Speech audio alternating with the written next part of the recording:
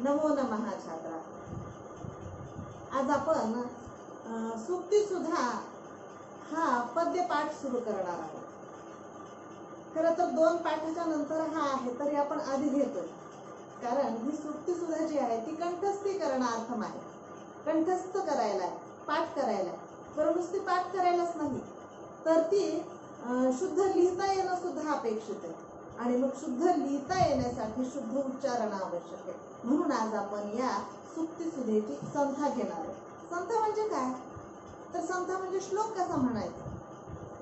संस्कृत मध्ये ऱ्हस्व, दीर्घ, अनुनासिकाचा उच्चार, स, श किंवा श, श या 2 उच्चारातील 2 वर्णांचा जो भेद आहे, सूक्ष्म भेद आहे, तो आपल्या कानाला स्पष्ट जाणावा याच्यासाठी संथा आवश्यक असते.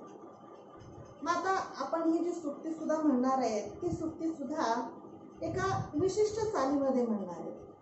आता ही विशिष्ट चाल म्हणजे कुठल्या रागदारीतली नाही, सगळ्यांना म्हणता येईल अशीच आहे. पारंपरिक चाल आहे ही त्या छंदाची चाल आहे की ऱ्हस्व, दीर्घ, यती याच्या क्रमानुसार, यांच्या उच्चारानुसार ती चाल ठरलेली आहे किंवा लावलेली आहे. आपण जर त्या पद्धतीनं श्लोक म्हटले, त्या लयीत श्लोक म्हटले तर आपल्याला सुक्ती सुधेचं किंवा कुठल्याही श्लोकाचं पाठांतर लवकर होईल, सोप्या पद्धतीनं होईल, सहज होईल. आणि दुसरी गोष्ट म्हणजे ते जास्त काळ स्मरणात राहील. आणि लिहितानाही आपण ते योग्य पद्धतीनं म्हटल्यामुळे आपल्याला लिहिण्यात सुद्धा अचूकता येईल. तर ठीक आहे, आपण आज सुक्ती सुद्धा म्हणायला किंवा त्यातील श्लोक म्हणायला सुरुवात करूया. मी म्हणेन, माझं म्हटलेलं तुम्ही लक्षपूर्वक ऐका आणि मग स्वतः म्हणून बघा त्या पद्धतीने. विद्यानाम नरस्य रूपमधिकं प्रच्छन्न गुप्तं धनं विद्या भोगकरी यशः सुखकरी विद्या गुरूणां गुरुः विद्या बन्धुजनो विदेशगमने विद्या परं दैवतम् विद्या राजसु पूज्यते न तु धनम् विद्या विहीनः पशुः.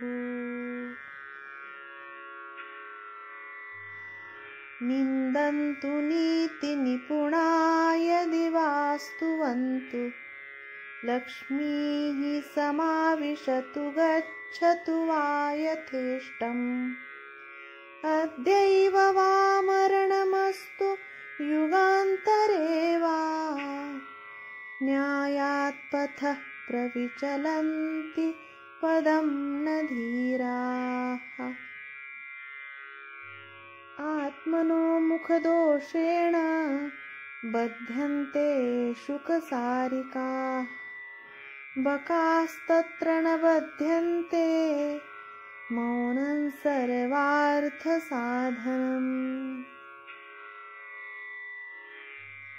रथस्यैकं चक्रं भुजगयमिताः सप्ततुरगाः निरालम्बो मार्गश्चरणविकलः सारथिरपि रविर्यात्ते वान्तं प्रतिदिनमपारस्य नभसः क्रियासिद्धिः सत्त्वे भवति महतां नोपकरणे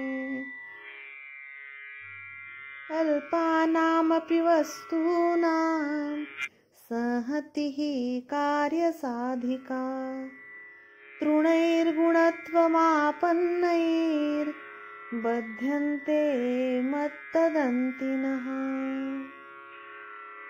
प्रथमवयसि पीतन्तोऽयमल्पं स्मरन्तः शिरसि निहितभारा नारिकेला नराणां ददति जलमनल्पा स्वादमाजीवितान्तं न हि कृतमुपकारं साधवो विस्मरन्ति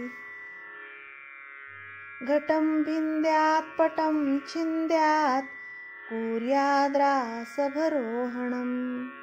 येन केन प्रकारेण प्रसिद्धः पुरुषो भवेत्।